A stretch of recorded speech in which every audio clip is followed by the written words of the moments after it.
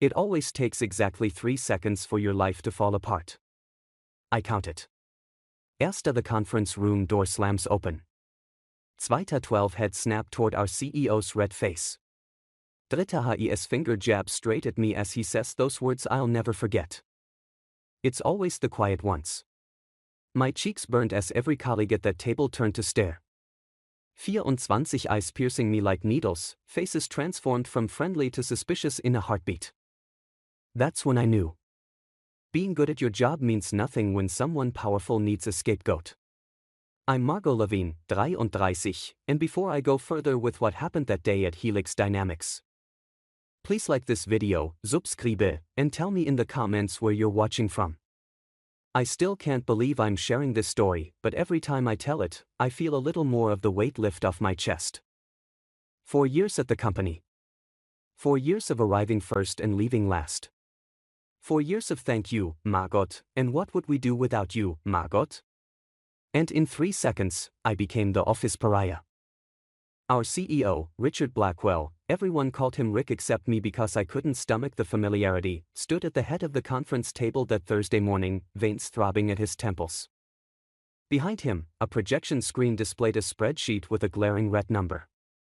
$2,367,412.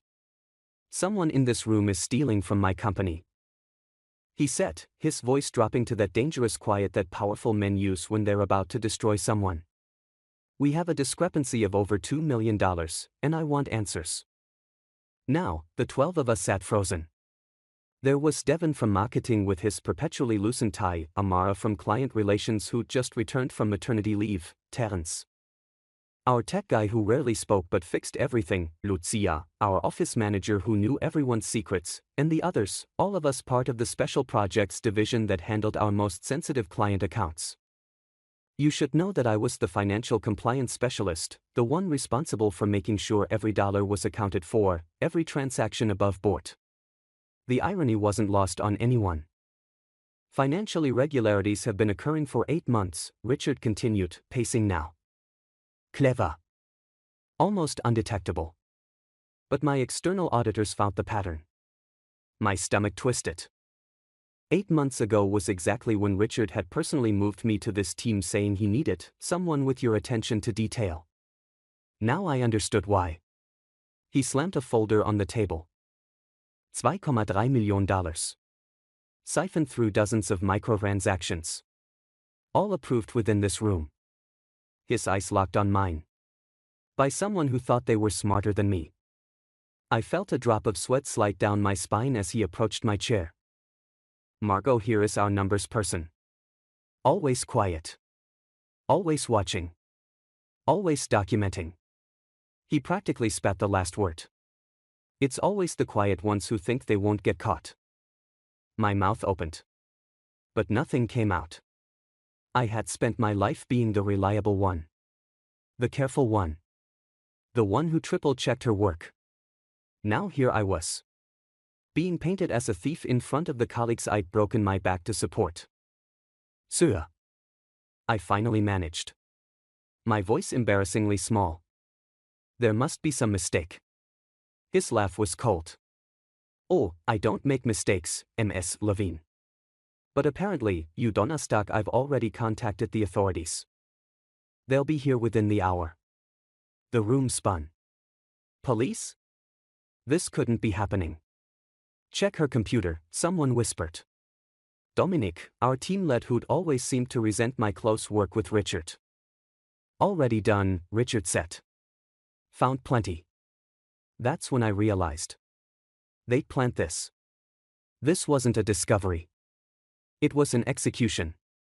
You know that moment when fear transforms into something else? When your body fills with this strange calm because you've hit rock bottom and suddenly you can see everything clearly? That's where I was. My hand stopped shaking as I reached for my phone. Sir, I said, my voice steadier than I'd expected. You might want to see this. Richard sneered. A confession? How thoughtful. Not exactly. I pulled up the secure folder I'd been maintaining for 10 months, since before I'd even joined this team. I handed him my phone, screen open to a video. His face changed as he watched. Confusion, then disbelief, then something that looked like fear.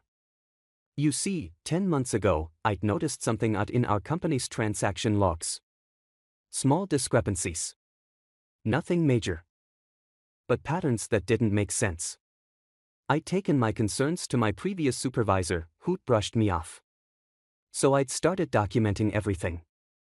Screenshots, recordings of meetings. Backups of altered files before and after they were changed. Not because I suspected fraud, but because I was tired of having my concerns dismissed. When Richard moved me to the special projects team, I'd continued my documentation out of habit. Detailed, meticulous records of everything I touched. Including the 6 separate occasions when Richard himself had asked me to adjust certain client billing records. Each time he'd explained it away. Fixing an accounting error. Balancing the books. Client relations issues. Each time, I'd done as instructed while quietly backing up the original data. I hadn't realized what I was documenting until 3 weeks ago, when the pattern finally became clear. By then, I had 10 months of evidence showing exactly how 2,3 Millionen had disappeared. And exactly whose instructions had made it happen. You recorded our private meetings? Richard whispered, his face ashen. One-party consent state, I replied. And I have much more than recordings. The room had gone deadly silent. Everyone watching this power shift. This impossible moment. These are confidential business matters, he said, voice rising. You violated company policy. Interesting, that's your concern right now, I said. Finding courage I never knew I had. Not the fraudulent transactions or the fact that you were about to have me arrested for your crimes. He straightened his tie, switching tactics. Everyone out, except Margot. No one moved. Now, he shouted. Dominic stood first. I think we should stay. His eyes met mine with something new. Respect, maybe. Or just the basic human decency that comes from witnessing someone nearly destroyed. Richard's phone buzzed. He glanced down and blanched. This meeting is over. We'll discuss this privately, Margot. No, I said, surprising even myself. We won't. For years, I'd been the office doormat. The reliable one who stayed late, fixed others' mistakes. And never complained. The one whose weekend plans could always be sacrificed for an emergency. The quiet one. Everything in that folder has already been backed up to 3 secure locations. I continued, including my lawyer's office. You have 20 minutes until the actual authorities arrive, the ones I called this morning. Richard's face twisted with rage. You stupid don't. Lucia interrupted sharply. She has enough to bury you already. The next 20 minutes were a blur. Richard barricaded himself in his office. Security arrived. People whispered in corners. I sat alone at the conference table, shaking so hard I had to grip the armrests. I'd done everything by the book my entire life. Never jaywalked. Filed my taxes early. Kept receipts for office supplies. And somehow, I'd ended up here, having to choose between going to prison for someone else's crimes or fighting back against the most powerful person I knew. When the FBI agents walked in. Yes, actual FBI, turns out Richard's creative accounting crossed state lines. I handed them my phone and 10 months of meticulously organized evidence. You've been documenting this for how long? Asked the female agent. Scrolling through my files with raised eyebrows. Since I first noticed something wrong, I said. Nobody would listen. She looked at me with something like pity. They're listening now. As they let Richard out, no handcuffs, just a humiliating escort through the office he'd ruled like a kingdom, he locked eyes with me one last time. You'll regret this, he said quietly.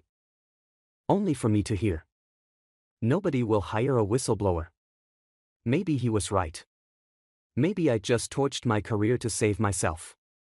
But watching him walk out, I realized I'd spent my entire professional life being afraid of disappointing people. Of not being perfect, of raising concerns, of standing out. I was tired of being afraid. The company imploded over the next few weeks. Auditors swarmed our offices. The board of directors held emergency meetings. A few executives resigned suddenly for personal reasons. The special projects team was disbanded. All of us placed on paid leave while they sorted through the mess. 3 weeks after that meeting, I sat alone in my apartment, surrounded by job listings I was too paralyzed to apply for. Richard's words echoed in my head. Nobody will hire a whistleblower. I'd saved myself from prison. But at what cost? My phone rang, Amara from the team. Have you heard? She asked without preamble. Heard what? The board fired 4 more executives this morning. They're claiming they knew nothing about Richard's scheme. But guess what the investigators found? Emails. Lots of emails. I closed my eyes. So everyone knew. Not everyone, she said. But enough people to make this a much bigger scandal than just Richard. I should have felt vindicated. Instead, I just felt tired. There's something else. Amara continued. The board is looking for internal candidates to help rebuild. People they can trust. Pause. They asked specifically about you, Margot. My laugh was hollow. Me? The whistleblower? The person with integrity, she corrected. The one who did the right thing at enormous personal risk. I didn't know what to say. For years, I'd been invisible. Valuable for my work, but never seen as leadership material. Too quiet. Too careful. Too me. They want to meet tomorrow. Amara said. Just think about ET after we hung up. I sat motionless, staring at the wall. This wasn't the vindication I'd imagined. It wasn't a clean victory or a perfect revenge. It was messy and complicated and terrifying. But maybe that's how real justice works. Not as a lightning bolt, but as a slow rebuilding from the ruins. The next morning, I put on my most professional outfit. The one I reserved for the most important meetings. As I walked into the corporate headquarters, past security guards who nodded at me with new respect, past employees who whispered as I passed, I realized something profound. Richard had been right about one thing. It is always the quiet ones. Because we're watching. We're noticing. We're documenting. And when pushed too far, we finally speak. The boardroom looked different from the other side of the table. Sunlight streamed through floor-to-ceiling windows, illuminating the faces of 7 people who'd never given me a second glance before. Now they watched me with careful attention as I settled into the chair directly opposite Diane Mercer, the board chairwoman. Ms. Levine, she began, her voice crisp and businesslike. I want to start by thanking you for your courage. What you did protected this company from far worse consequences. The words sounded rehearsed, like something her crisis management team had crafted. I nodded politely but said nothing. I'd learned that silence makes powerful people uncomfortable. Let them fill it. We've conducted a thorough investigation, continued Lawrence Chen, the company's lead counsel. The fraud goes back 18 months and involves 7 executives, including Richard. 4 have already resigned. 3 are contesting their termination. My mouth went dry. 7 executives knew? Knie, participated, or deliberately looked the other way, Lawrence clarified. The 2,3 million Richard accused your team of stealing was just what we found so far. I thought about my former teammates, 11 people who'd been under suspicion, whose reputations had been questioned. What happens to my team? Diane exchanged glances with the others. That's partly why we wanted to speak with you. We're restructuring the company. Several departments will be consolidated, and we need people we can trust to help us rebuild. Here it came. The job offer Amara had mentioned. I braced myself. We'd like you to lead the new financial compliance division, Diane said. You'd report directly to the board, with a substantial salary increase and the authority to build your own team. My heart raced. This was beyond anything I'd expected. A director-level position, multiple steps above my previous role. The kind of job that would normally require an MBA and 15 years of experience. The kind of job no one would have ever considered me for a month ago. Why me? I asked. Not fishing for compliments, but genuinely needing to understand. Diane's professionally pleasant expression faltered. Frankly, Ms. Levine, we have a credibility problem. We need someone with unimpeachable integrity. Someone who's proven they'll do the right thing, even when it's difficult. Translation. They needed my reputation to save theirs. My whistleblowing, as a corporate shield. I'd be their ethics mascot. Evidence that the company had cleaned house. And if I say no? I asked. We'd understand completely, Lawrence said smoothly. You'd receive a generous severance package, excellent references. And an NDA, I assume? I interrupted. The momentary silence confirmed it. They'd pay me to go away quietly if that's what I wanted. I looked around the table at these powerful people who suddenly needed something from me. A month ago, I would have taken whatever they offered. Grateful for any positive recognition. But that Margot died the day Richard tried to destroy her. I'd like to propose an alternative, I said. Surprised by my own steady voice. I'll consider the position, but I have conditions. The air in the room shifted. Eyebrows raised. This wasn't in their script. We're open to discussion, Diane said cautiously. First, my entire team gets cleared publicly. A company-wide email stating they've been exonerated. Plus bonuses for the stress they've endured. Lawrence scribbled notes. That seems reasonable. Second, I want to interview everyone in the finance department personally. Anyone who stays will report to me. And I need to trust them. More nods around the table. Third, I want Richard's office. That stopped them. Richard's corner office was traditionally reserved for C-suite executives. That's not standard for a director-level position, said Martin from HR speaking for the first time. I met his gaze steadily. Nothing about this situation is standard. Diane studied me for a long moment, then nodded. Anything else? I took a deep breath. Yes. No NDA. I won't publicly disparage the company if you act in good faith. But I won't sign away my right to speak. The temperature in the room dropped 10 degrees. That's highly unusual, Lawrence began. So is being falsely accused of embezzlement by your CEO? I countered. I didn't ask for any of this. But now that we're here, I need to know I'm walking into something better. Not just different. Diane dismissed everyone except herself and Lawrence. For 45 minutes, we negotiated terms. By the time I left that boardroom, I had everything I'd asked for in writing and something even more valuable. Respect. The next day, when I walked into Richard's former office and the office now, I felt a complex wave of emotions. Triumph, yes, but also sadness for what it had cost to get here. I ran my fingers along the expensive desk where he'd once sat plotting my downfall and thought about power. How it changes people, how it can corrupt, how desperately I didn't want that to happen to me. A knock at the door interrupted my thoughts. Lucia stood there, holding a small plant. Office warming gift, she said, placing it on my desk. Hard to kill, even for people who forget to water it like your career, apparently.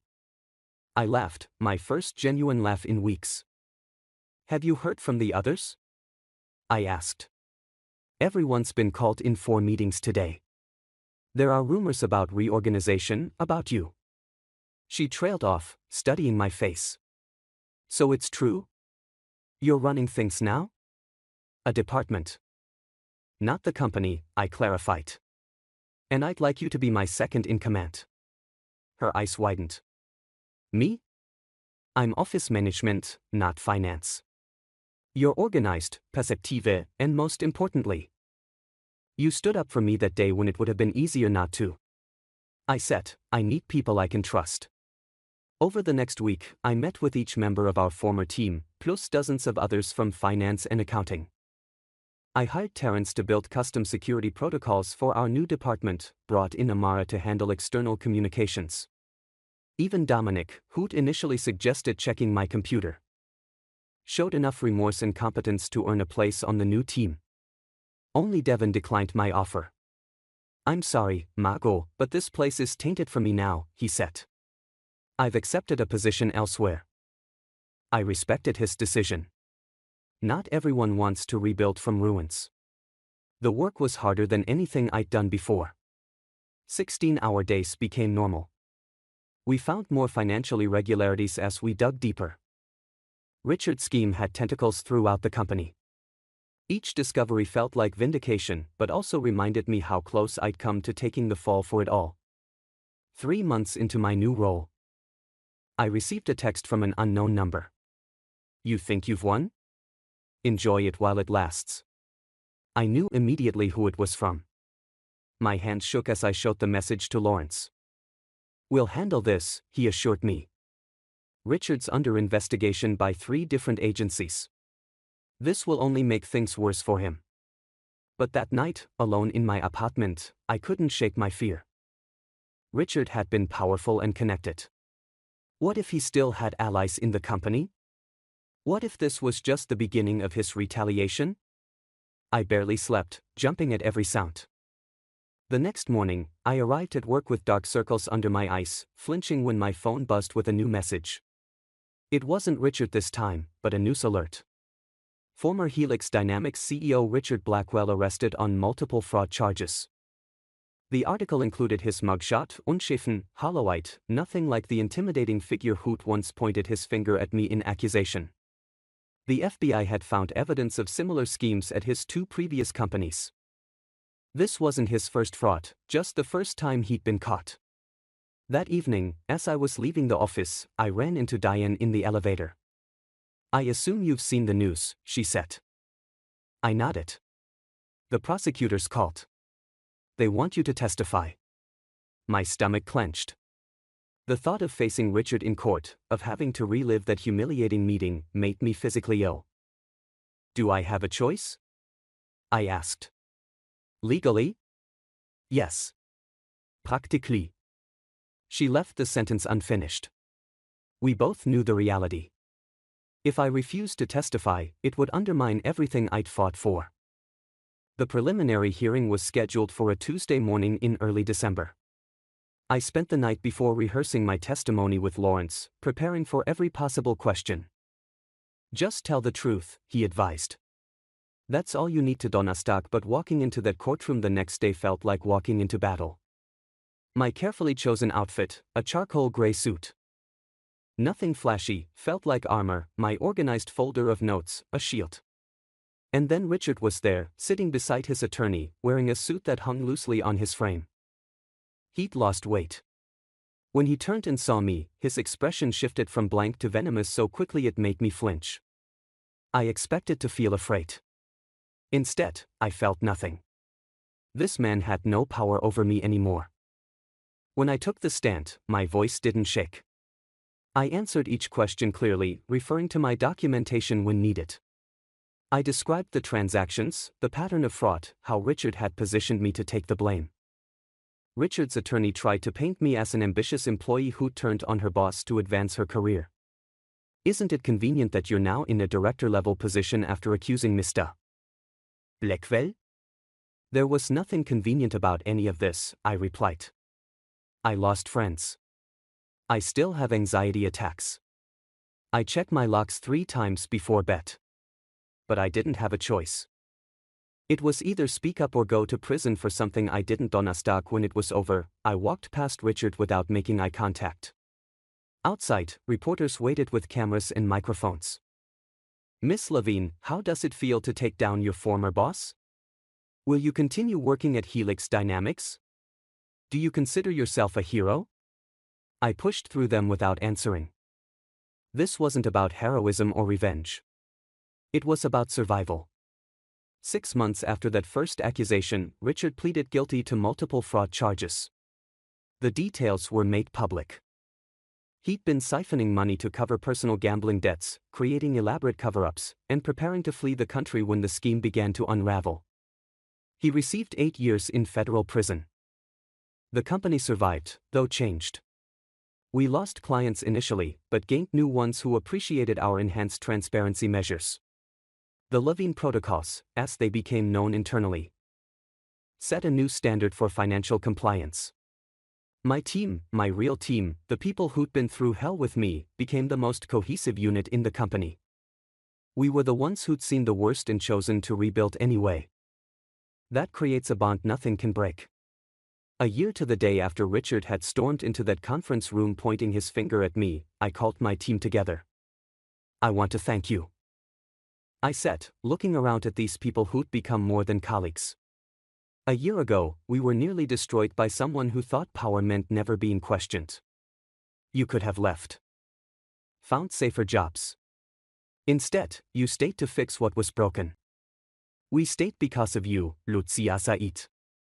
You showed us what real leadership looks like. That night, I sat alone in my office, no longer thinking of it as Richard's, and reflected on how completely my life had changed. I'd never wanted power or attention.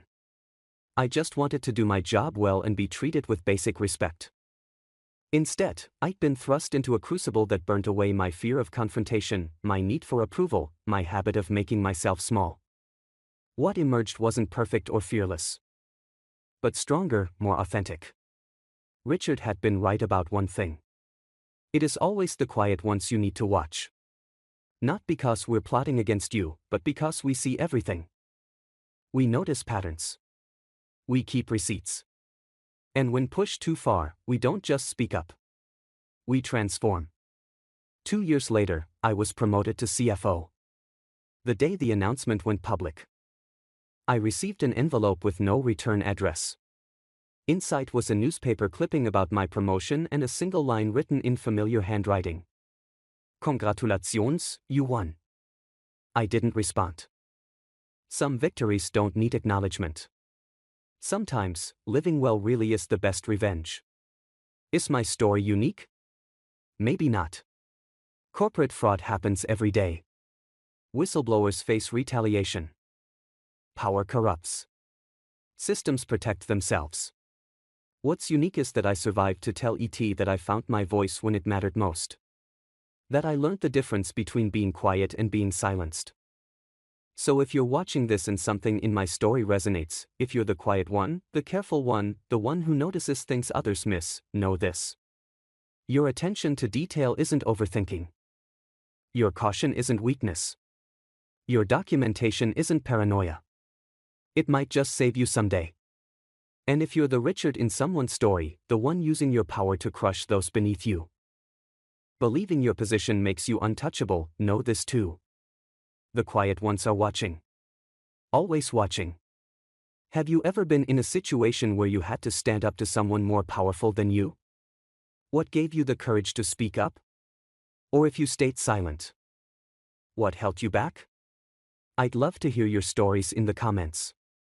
And if this resonated with you, please subscribe. There's power in our shared experiences, in knowing we're not alone in these moments that test who we really are. Because ultimately, that's what my story is about. Not fraud or corporate politics or even revenge. It's about that moment when you have to decide who you are, when everything is on the line.